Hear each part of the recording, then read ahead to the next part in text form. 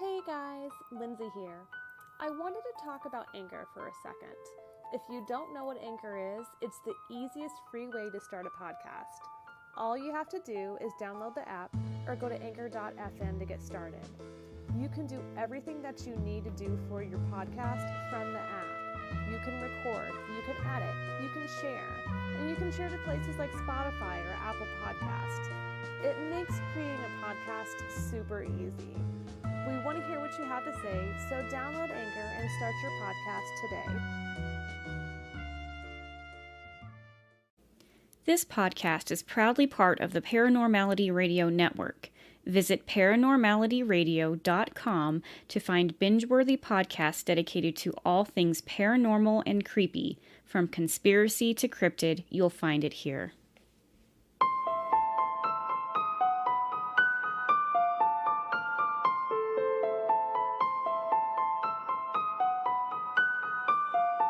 Hello. Hi, everybody. Welcome to I have a strange story podcast. Yes. We nailed it. Good job. So this is the podcast where two sisters retell people's strange and paranormal stories and experiences. And today we have somebody else joining us to tell us their strange stories and experiences. So I'd like to welcome to the show Bronson. Hey, Bronson. Hi, Bronson. Thanks for coming. We're staying safe with social distancing, but I have no idea where you are, so we probably can't be in the same place anyways. It's a win-win. Zoom for the win. Zoom is saving lives. It is. Mm-hmm. So I'm Lindsay. I'm Rebecca. And I'm Bronson. Hey, and this is the show. So it's a little different today because we have a guest, and it's exciting, and it's new, and it's different. And Bronson has a few stories to share with us about some creepy, shit. Yeah. We're going to listen. Do I just dive in? Tell us about yourself if you like, if you have anything you want to pitch. As far as pitching, I do have like a kind of photography weird, I guess, ish Instagram. It's called @epicenium_art. And then my Reddit's just @epicenium. It's just a bunch of random stuff that I either find interesting or do or whatever I really just feel like, I guess. That's cool. Yeah. That's actually where I got in touch with Bronson, was on Reddit. And okay. Yeah, and Bronson allowed me to share one of his stories. It was one on the Shorties. It was actually the first one. It was about hearing some creepy stuff in like recording equipment. Yes. So where I work, there's a lot of equipment that puts out like white noise just constantly. And like I'm the only one in a room. And I'm just kind of sitting there, and all of a sudden I hear this like faint chatter come out of the white noise. I'm sitting there like, what the hell is that? Yeah. So I'm sitting there. It's like 5 o'clock in the morning, and I'm the only one there. And I'm like, this is not very fun. Yeah, that sounds scary. I was later able to debunk it as radio interference. Okay. So that was kind of. Yeah.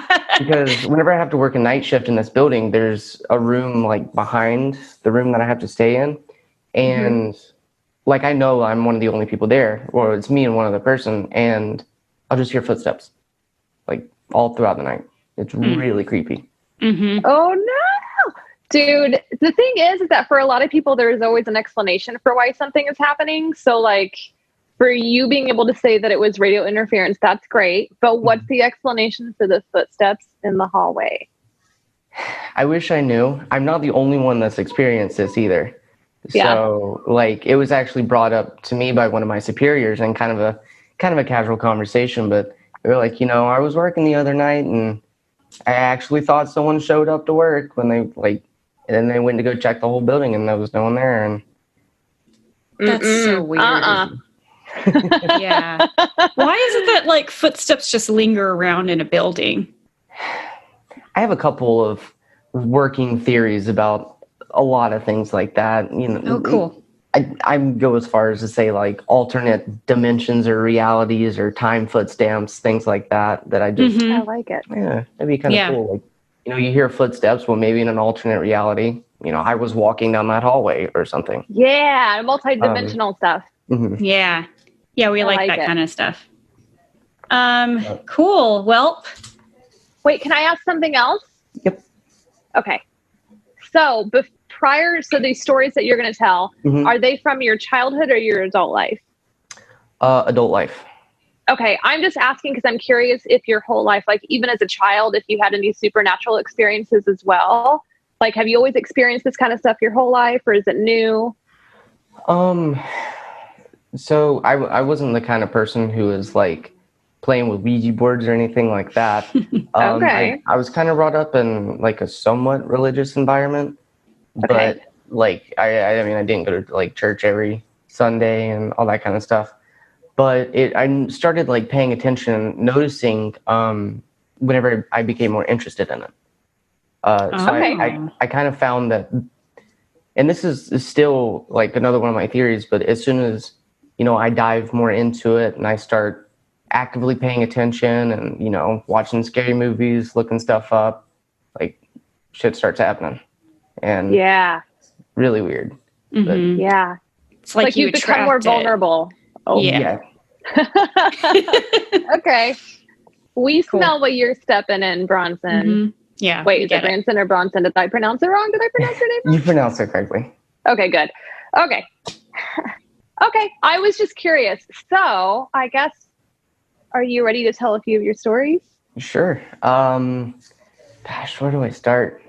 I think one of the first experiences where that was pretty eye-opening for me personally was sorry if you hear the cars and traffic or the wind. We're under like That's a okay. tornado warning right now. Oh, we can do this later. No, it's fine. So I guess the first like experience that I remember was I took a trip like to New York and Boston for like a week, and I got home and my grandparents who I lived with had gone up to visit one of their daughters. So I get home to like an empty house, and I'm like, okay, whatever. And like I know I'm home alone, and like I'm just doing my normal thing, kind of hanging out, and then it's like time to go get a shower. Well, being the kind of careful person I am, I just like lock all the doors behind me just because. And I hear knocking like on my inside shower door, like that's inside the house, and like it was extremely distinct. Like I thought someone was there. I called out, and hey, who's there? And it freaked me out. So I called one of my friends, and like he came over and we started kind of hearing something similar on like an outside window. And it actually freaked us out so bad we called the police because we thought someone was trying to come in. Like it was that real, I guess. I guess for two, adults to call the police on something like that. Yeah. I mean, good job on your part. I mean, you're covering all your corners. Yeah, because I don't know if it was before or after that, but I had an instance with someone trying to break in. And I don't actually know now, like looking back on the situation, there's no evidence that someone actually was trying to break in. But at the same time, it was just very strange. And it all happened like within a couple months of each other. Mm. So that was kind of weird. Yeah, that is creepy. Did you ever experience that again? Like the knocking? Yeah. Not like that. Not that particularly. I had a couple of. So that's actually not my first experience. Now that I'm retelling the stories, I'm remembering. So this all started kind of happening when I was about 17-ish. Okay. I would notice that like doors would open themselves in my house. Like not that I would see them like actually swing open, but I mean, if you shut a door, the little latch thingy goes into the other part, and then you have to turn the knob to undo it. Well, I would walk through my house at like 3 o'clock in the morning, and there, one of those doors that's completely shut. I'd walk by it, go to the kitchen, walk back by it, and it'd just be wide open. Oh, I'm just like, you have to just look at that and be like, this ain't cool. no. Yeah. Did you ever ask your grandparents about it? No. I don't talk to them about that, I guess. Okay. I was big into like demonology and all that in the time too. Like I had just seen The Conjuring, and I was very inspired by Ed and Lorraine Warren. Yes. So after that, I was like, all right, I'm gonna start doing my research. And then I started doing my research, and then weird stuff started kind of playing out. And I was like, well, it's not fun. Excuse me, I'm just gonna grab a jacket right here. But yes, so that's probably the first instance that I remember of something happening, I guess. Mm-hmm. It's interesting that it seems like whenever we do start to get more open to the possibility of a paranormal realm or things that are outside our understanding, that we do notice more things in a way. I hear that with people that are doing research, that it's almost like it's attracted to them, or maybe they're just not brushing off every sound as being normal. But the thing with opening doors, not normal. And then also, Lindsay, I'm glad that you brought that up to see if if you talked to your grandparents about it, because for it to just happen just one time, you'd think that if it was like a pipe or something like that, it would do it every single time, but it wasn't. It was just that one. So I guess there is one thing I did ask them about was it would in the same room that door would open. It was a bathroom, but the toilet would flush itself. And I did ask them, and I was like, hey, what's going on? And they were like, oh, it just does that. Well, why? Yeah. Can you tell me why so I feel a little bit better? They just accepted honestly, it. Honestly, I think I've heard of toilets flushing by themselves. I swear to God. Really? Yeah. I think it's a thing. I think toilets sometimes, I don't know, maybe not. But doing the research and everything and being interested, like Rebecca's already touched on, it makes you more vulnerable, and everything is more attracted to you for those types of things to happen. I completely agree. Mm-hmm. But I'm also curious if it was something that was just attached to you or attached to your grandparents' house, right? So it's funny that you bring up the whole thing about attachments, because I actually do have a story about something like that as well. Okay. I have, like I said, I started paying attention to it and weird stuff started happening. So this is probably one of the weirdest things, I guess. When I don't want to say it's like a confirmation bias, but like when you experience something and then someone's like, yeah, and then they kind of explain something, but you haven't told them everything, and you're like, wow, that's weird how that lines up. Mm-hmm. Right. So I was big into like urban exploring, urban adventuring, that kind of thing. Like if there's old abandoned buildings, we would just go in them. I mean, obviously we probably weren't supposed to do that, but we do it anyways. It's fun. We found like an old dilapidated house in the middle of a field one time, and we went in it and, didn't really think anything of it. And like I go home that night, and on the car ride back, I was like itching my eye. And then like I wake up the next day and my eye's swollen shut. Like I can't open it, can't see out of it. And I was like, well, I must have gotten a piece of debris in it or something, like, doing all that. Well, I go to work and I was telling them about this house I'd found, and someone it was a town that was next to mine. So someone who actually lives there was like, hey, it wasn't this house, was it? And I was like, well, yeah, but I'd never told them about my eye. And they were like, well, legend has it, there was like a dentist or someone who used to kidnap people and cut their eyes out there. Shut up. And like, I was like, that's weird you say that, because I couldn't see out of one of my eyes after going into that house. That's weird. And that is so specific. Yeah, I know. So that one had me really freaked out. And then after that happened, I have a friend who's, I'm not sure how much I believe in like seeing auras kind of thing, but I was talking to him about like some of my experiences, and he like pulled me into a room. Like, this is like at a party. He like pulled me aside, and I was like, well, that's kind of weird. And then he was like, hey, I think you have an attachment. And I was like, why do you say that? And he was like, I can kind of like see it reflecting on your aura, all this other stuff. I think you should go back to the house and cast this kind of, and then he drew a seal like on the doorstep.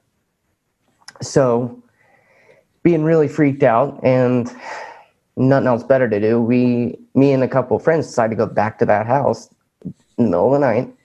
And we go into it, and we're walking around, and like me and one of my buddies walk in, and we just get a really uneasy feeling like while we're in there.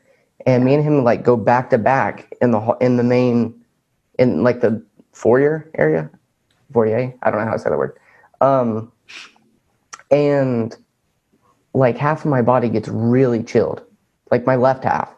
And I was like, hey, did you just get cold? And he said, yeah, my right half did.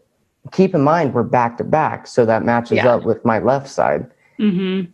And about the time that we experienced that, like, I swear the house just went poof and shook. And then after that, I was like, all right, fuck this, I'm out. Yeah. We did the little seal thing that my friend told me about. And then I think I went back there. No, I actually did go back there like 3 times, but I never like had any kind of experience after that. But yeah, that was probably the weirdest thing to ever come out of any experience. Cause that was like a direct attack on me. I felt like. Yeah. Did the friend who showed you how to draw the seal, the one who said he saw something attached to you, did he go with you to the house? No. Okay. He kind of refused. Like, I showed him a picture like of the house, and like he was like, yeah, I'm not going there. Wow. Because I was curious if he has some type of ability that whatever was in there didn't like him being there with you. But that's not the case. So I theorized out of the water. I've gone through every like possibility personally about that, and every time I'm just like, well, someone was trying to cut out my eye at the end of the day. Yeah. Man, that is freaky. Did the guy say what, like, just out of curiosity, going back to him seeing your aura, did he say what this thing looked like attached to you?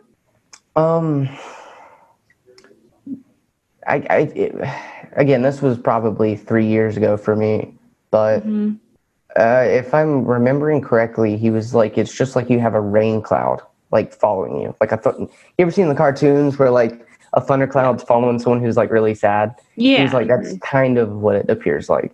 Wow, that's really interesting. It's like a mist. I don't know if it was like a mist, but I mean, again, no one else could see it. And he's the only person to like pull me aside. And it was interesting he did that because like after that, my experience with my eye, like, I felt kind of repressed in a way. It validated a lot of like personal feelings, and then some weird stuff happening in my house. And I was like, all right, this is weird. Man, that is weird. It reminds me of like ectoplasm that was like following you. But usually, I mean, it could be only certain people can see the ectoplasm. I can't. It's usually a spirit of a person that's found like in an abandoned house or something like that. So it would make sense if it left the house and followed you. It's like a person's attached to you. It's creepy. Sorry, I started to get a phone call. Oh, that's okay. Sorry about that. Well, that's cool. I'm glad that you had a resolution to that. Yeah. And in almost and like I'm not saying that this was an easy thing, but in a somewhat relatively easy way. So you were told to go back to the house, draw this symbol, and then that attachment left you? It felt like it did. And again, like my friend was pretty religious, so he like prayed with me and did all that. And I don't know like what he was saying, but like, well, actually, I'm sorry. I was wrong. He actually did go to the house. I'm remembering now because he went through the house and he like flipped personalities, and it was like he was talking in another language that I didn't know. Like I couldn't even recognize what it was. Sorry, I'm just now remembering all this. Yeah. Like he's walking through and like I don't even know. It's like he was overcome. It almost looked like he was possessed. But he was like just walking through every room, ignoring everybody else, like just mumbling to himself. Oh my And gosh. eventually he was just like, yeah, I don't like this. We need to leave. Dude, my theory's back. Yeah. Way to go. They didn't like him. Yeah, I was Yeah. right. They didn't like him. Sorry. I went back to the house so many times. I couldn't remember if it was the time that he went or the time that I went back with my other friends, or I don't know. Yeah. But he kind of No, that's validated a lot of like, yeah, it was just weird to hear someone else say that to me. So Yeah. That's never reassuring whenever your friend goes in talking a different language. I mean, I've had that experience before, but it was because me and my friend got so drunk that he started speaking Spanish while we were puking together. And he's like, I don't know how to speak Spanish. And it just comes out. Same exact thing, right? We were also infected by the spirits. Yeah. Okay. Okay, so you've had a lot of experience like in houses, and it sounds like with spirits. Is that like then at work, and it sounds like with spirits. Is there anything? Are there more spirits that you've had like experiences with? Well, I remember this one really freaky story, and I don't know if it was just a coincidence, but I kind of don't believe in coincidences anymore. Yeah. And it's going to sound really funny, but there's a ghost radar app for iPhone. And Yeah, I've had that before. Okay. Is it like the red one? I think so. It was a while back that I had it, and I deleted it because I got scared. Yeah, that thing freaked me out one good time. I was sitting there with one of my friends, and I was just talking to him, and I was explaining like some of these occurrences that I've been experiencing, and then I pulled out the ghost radar, and we were just sitting there, and it was going through, picking out stupid words randomly that made no sense, like blue, cat. And I'm like, okay, this is stupid. But then it was like, it said desert. And then about that time, my buddy got a phone call from his friend whose flight got diverted and had to land in like Vegas in the desert. And we were like, that's kind of weird. And then it was like island or something. It was like water, ocean, island, something like that. And then the next like sentence my buddy on the phone said was, yeah, I'm just trying to get to Hawaii or to like California. Like it just lined up so well that we were like, okay. Like my friend left. He was like, I don't know what kind of stuff you're dealing in here, but I don't know if I want any part of it. Yeah. Oh, I'm gonna get that. Do you still have the app, or did you delete it? I go through periods where I'll keep it on my phone and then I'll delete it. I get it. Yeah. That's too specific. Yeah. Wow. Yeah, and even recently, like I started getting back into it, and I'm starting to like catch stuff out of the corner of my eye, and it's like just really, it's freaking me out again. Mm-hmm. So I don't know if it's time for me to like die off with it. Or go head first. And I wouldn't be surprised if you had an experience soon, because the more you talk about it, the more you're open or vulnerable to more things happening to you. Yeah. So, just be careful. And I've had experiences that weren't necessarily bad either. Like I had a very, very personal experience earlier this week, actually. So I have a dog and my wife's somewhere. But within, like right at the start of this coronavirus quarantine, my grandfather passed away. And I was not able to go home because of travel restrictions and things like that. So the other day, I was playing fetch with my dog, and I wasn't really paying attention to him. But then, like, finally, he was just being weird. So I looked down at him, and I made eye contact with him, and I swear to God, it was my grandpa looking at me. Like, it was just for that one split second. It was like I wasn't looking at my dog. And, like, yeah, it was like extremely emotional. Like I told my wife about it because Yeah. I'm really open to her about all my experiences. She doesn't have any, but yeah. So that actually happened like a few days ago. Wow. Mhm. That's really very sweet. hmm It was I mean, it was it's pretty comforting. yeah. He came and visited you hmm the way that he could. Yeah, And and dogs are like what better animal to come I in with know. than a dog? Right. Right. Yeah.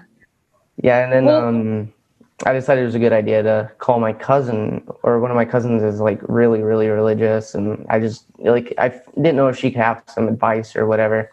And she kind of freaked me out because she was like, "Well, did you feel comforted or uneasy?" And I was like, I mean, it made me extremely emotional. She was like, "Well, I'm just trying to make sure it wasn't like demonic." And I was like, "Oh, that's weird. Don't say that." I know. Yeah. I was like, Don't now even that go idea there. is going to be floating around, and Oh, you just never know. But I mean, it is good to see where your feelings are, like how you Yeah. felt in the situation, because I think that whenever you are dealing with the paranormal, your intuition is very important. Yeah. And so if you felt like this was comforting and a little bit sad, which I mean, honestly, who wouldn't be sad? But I don't know. I just feel like it was sweet. Yeah, I do too. I was going to say follow your gut. And if your gut felt good, then I'm sure it was just fine. Like, Yeah. I don't know. that's Take the experience for what it's worth. What's kind of interesting is that earlier you'd said that you didn't use Ouija boards or anything as a kid, but historically Ouija boards were used for family members to communicate with their family who had passed away, and they were really positive. And it was supposed to be like a family like gathering, an event to use them to talk to people who had passed on. They didn't get evil till the 80s, right? 80s, 90s? Yeah, somewhere 70s, 80s. Yeah. The Satanic Panic. Yeah. So get a Ouija board. Get a Ouija board. my wife might kill me if I did that. No, I don't use Ouija boards, but I do have a lot of like clothing and stuff that has like pentagrams on it Mhm. and stuff. Just like, I don't know if you've like gone into a Spencer's, but they have the shirt that's like, "Let's summon demons, activities for children." I just Oh, love yeah, those yeah. shirts. Like I love That's them. cute. So I have a lot of Yeah. those. And I'm like, well, imagery probably doesn't help. Yeah, I guess it all depends on how you. So the pentagram is supposed to be it's a symbol of a lot of different things, but it's supposed to be a symbol of like protection or security.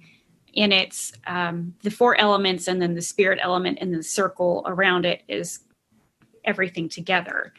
And a lot of what Hollywood has done is portrayed it as evil. So I guess if you have it upside down, that maybe is supposed to represent the devil. I don't know. Well, is it like a five? I know it's a five-sided star in a circle, but like, yeah, how is a star orientated? And Yeah, so upright, and then Okay. is like kind of a good omen or protection or whatever. The upside down, where the point is going down, I don't know if that symbolizes, Satan or whatever, but it is something that more of Hollywood has adopted into something sinister in a way. Yeah. yeah, I think symbols kind of play a lot bigger part. It's always interesting. Like I was very intrigued by like the Freemasons and that kind of, because you see those symbols everywhere. And I had the opportunity once to actually be a part of a Freemason ceremony. Oh, wow. I mean, it was very formal. It's like Knights in the Round Table kind of vibe the entire time. It was Ooh. pretty weird. And, Yeah. and I'm sure that they were, how do we put this? I'm sure that what I saw wasn't actually what goes on. Yeah. But yeah, I mean, the whole, like, they carry swords engraved with symbols, and they have like a hierarchy of all this stuff. And like, I was walking through town the other day and I found the Freemason building. And here's the thing, here's a very interesting thing that I've learned to pay attention to. Freemason buildings don't have windows. Oh. Oh, that's creepy. If you ever look at a building that has a Freemason symbol and it's a Mason temple, it won't have windows, or they'll be blocked out. Oh, wow. But on the same building, there was an upside down star with a bunch of weird symbols in the star. Like, I was like, okay, it's kind of creepy. Yeah, that is interesting. And I guess a symbol can be whatever thought you put into it. They create something and it means something to them, and it might mean something different to somebody else. That's not like the upside down cross got misconstrued too as a satanic symbol, but that's not at all what it's supposed to be. But it's just, I agree. It's probably the mindset you go into viewing a symbol with. Yeah, that's interesting. I didn't know that about the upside down cross. What is it supposed to mean? So there was, I don't know if it was an apostle or I'm not going to say a name because I'm going to be wrong, but there is a follower of Christ who, according to history or according to the Bible, was going to be crucified, and he only asked that he be crucified upside down because he did not feel worthy to be crucified in the same orientation as Christ. Okay. So it was like a symbol of respect, like, hey, we're unworthy, all this stuff. And then that got misconstrued as a satanic symbol. That is so interesting. It's weird. I had absolutely no idea. Yeah. No, I didn't either. I like that. I'm going to. It's the same thing. Hollywood does it all the time because even in movies, whenever someone's being possessed by a demon or whatever, the crosses will turn. Mm-hmm. Well, that's interesting. Fucking Hollywood. Ruining everything. They ruin everything. You can't have fun with anything anymore. They just the Illuminati is real and Oh man, that's awesome. Thank you for sharing those stories. I love that story about your grandfather. I think that's so sweet. I like that. That's the one we walk away with. We're like, that was the best. It has a dog in it. Mm-hmm. And then it's sweet too. Yeah, it's always nice. I have a special place in my heart for spirits, really. And like, it's been over this last year since we've been doing the podcast that like, honestly, like the footsteps that you hear or the doors closing and opening, like I know it feels scary, and I'm not going to take away from your feelings on that because it is scary when it happens. But like typically whenever spirits are stuck on this earth, they're trying to get out and they want to be able to pass over, but they can't. And they send messages or kind of razzle people a little bit. And it's usually there's not a bad intent. It's usually someone who's stuck here who wants to leave. And it usually just makes me kind of sad. Like I think of the person walking up and down the hall and they're just not able to leave and they're looking for a way to get out, and it makes me sad.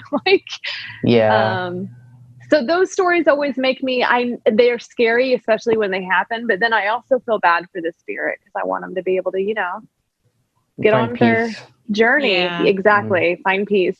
So my perspective has changed on that. Now that shit in that house, I don't know what the hell that is, dude.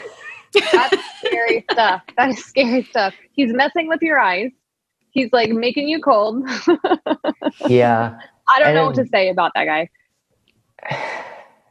Again, like I see, and I do agree that like, I think there's an obvious difference between something that was once of this earth and then something that just isn't. Mm-hmm. Because like I'll see stuff out of the corner of my eye that'll like freak me out. I'm like, what was that? Yeah. And then like in my last apartment, brand new apartment complex, like no one would have died in the room that I was in, kind of thing. And when I moved in, and I had an experience where I was laying down and I was asleep on a mattress on the floor, but for some reason, it was like I was lucid dreaming in a way. Mm-hmm. But it was like I could feel, it was like a hellhound, like pacing around the fucking mattress. Jeez. And but it was like I couldn't move. And then whenever I tried to like move, it was like you see in a movie where something like really quick just rushes you. And then it woke me up like really quick. And like I called she was my fiance at the time. I called her and I was like, I think I just encountered the devil, because it was it was like the darkest thing I've ever experienced, and it just freaked me the hell out. Wow. Yeah. That is.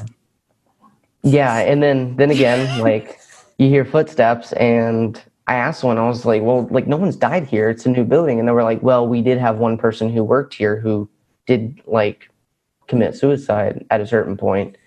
Now they didn't do that in the building, but they still worked there. So I don't know if it was like a remnant, like a time remnant or. Yeah. Wow. What do we know about hellhounds, Lindsay? You know, and I know nothing about religious stuff. That's where I'm no good. Like, and I don't know much about demons and possessions and all that. Like the closest thing I know to anything demon related would be like the, what are they called? Again, there's the W. Wendigos? Whatever. Wendigos. That's the closest thing I know. That's it. I'm done. Okay. Yeah, I don't know. I've never been a religious person, and so I never really looked into any of it. I think you may know more, Becky.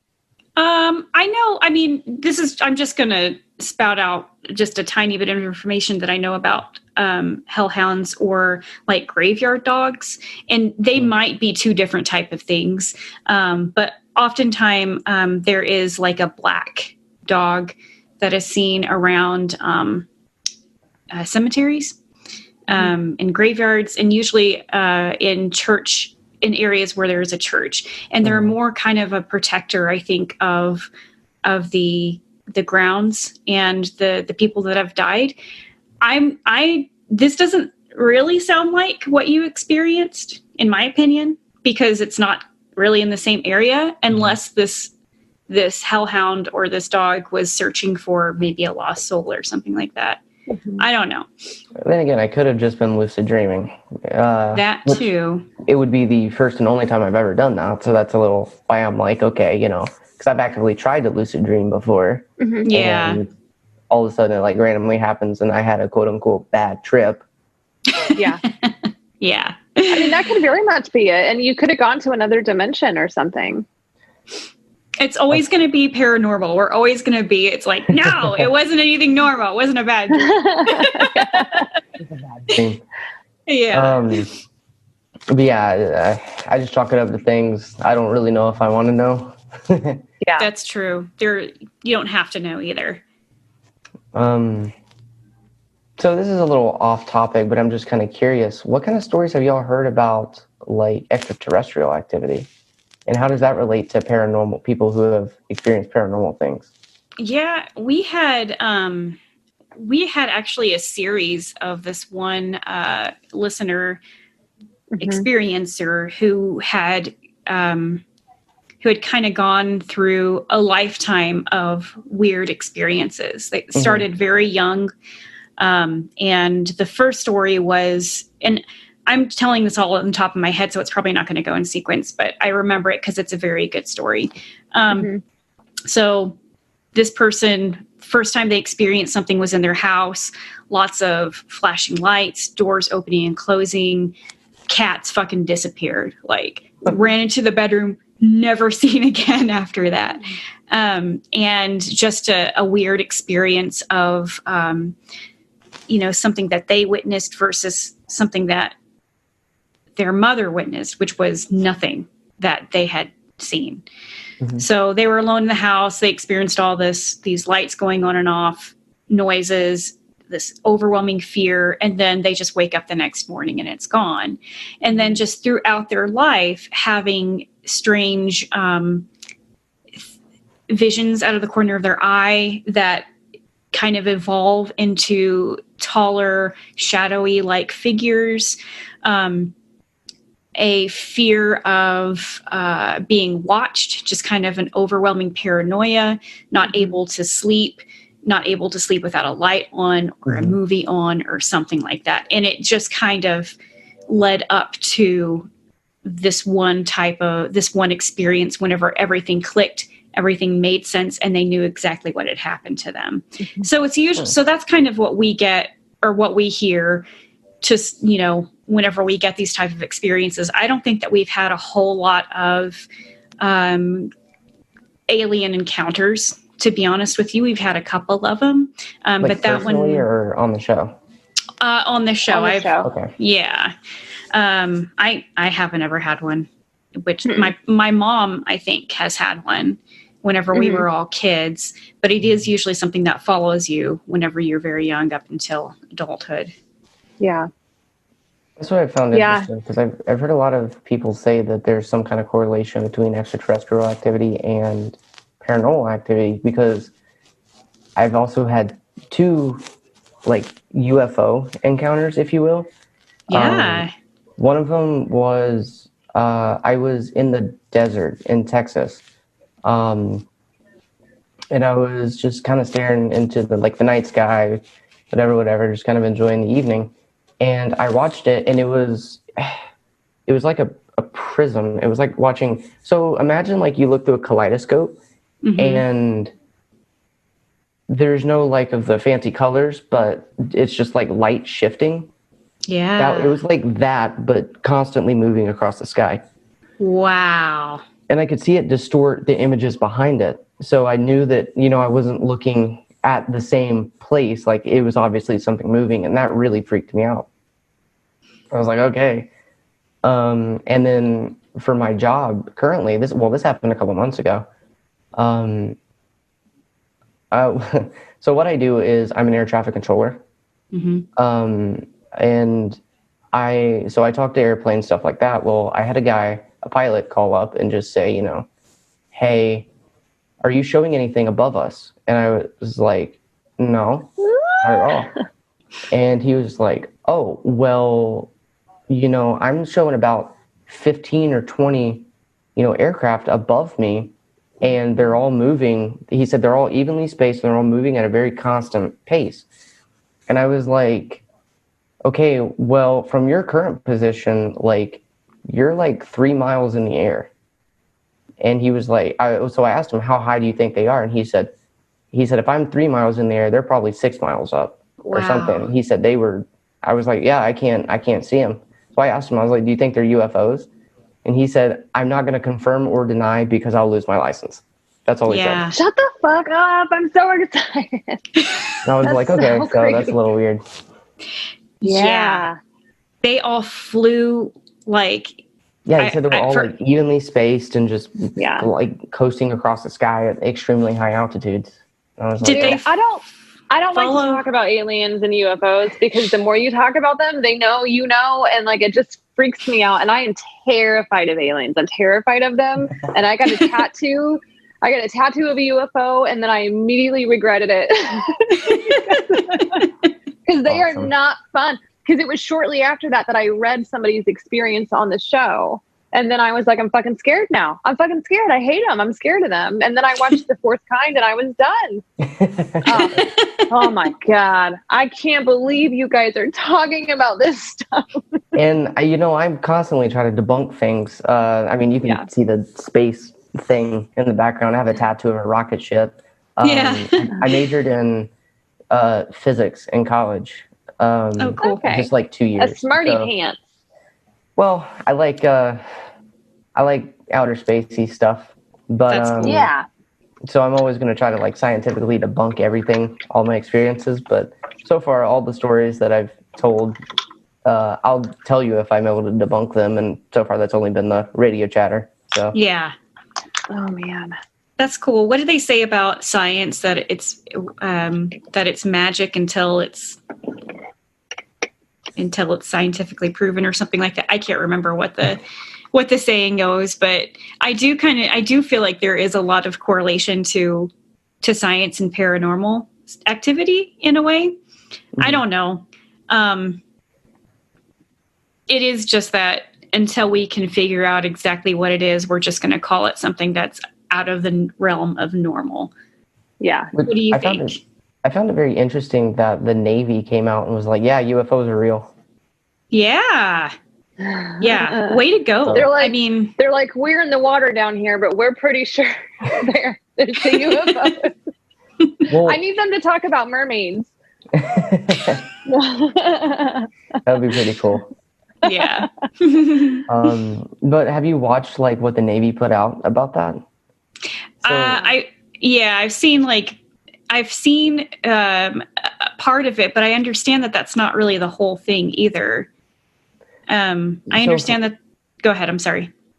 From what I saw, it was recording from the inside of a fighter jet, and it was them tracking an object, and they were like, man, that thing's moving real fast. And then someone was like, literally, one of the pilots was talking to the other pilot, was like, dude, what the fuck is that? And he was like, I don't know. So yeah.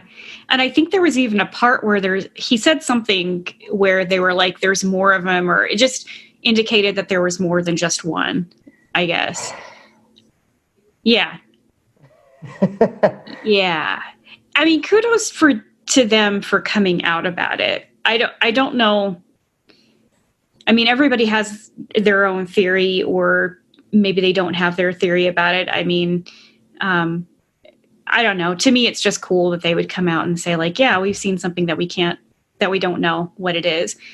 Mm-hmm. So way to go. I'm just waiting on him to, tell us we've made contact. Fingers crossed. With the way 2020 is going, I wouldn't be surprised. They're just gonna slide that in. It's just going to be like, by the way, we have aliens, and we're going to be like, whatever. Yeah, at this point, this place is burning down to the ground. So. Oh man. Yeah. But also talking about like when you talk about extraterrestrial activity and paranormal activity, it reminds me of Skinwalker Ranch. Yeah, I was going to reference that. Yeah. Because there's the combination of all those things happening in one place, and it's like a hub or a portal or whatever for all those things to happen. So there's that correlation with them. Yeah, that's all I can think of right now in relation. I wish I could remember the story that really freaked me out that I told. Do you remember? You don't remember? No. It was just, geez, I've been done with aliens ever since. Yeah. Those creepy guys. I think I'm definitely less afraid.